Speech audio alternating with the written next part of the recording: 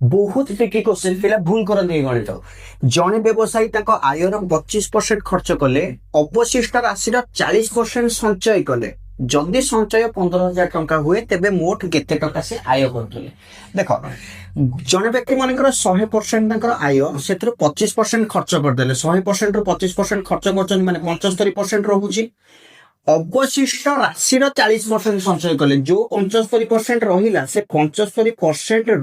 गुणन 40% संचय कर 40% माने 40 विभक्त 100 गोटे शून्य कटिगला 2 काटिले 2 2 काटिले 5 5 को एठी काटिले 15 पंचा 75 15 टने 30% संचय नहीं होउछि ये कहि केते टंका संचय कर 15,000 तामाने 30% वैल्यू होउछि 15,000 टंका 1% वैल्यू केते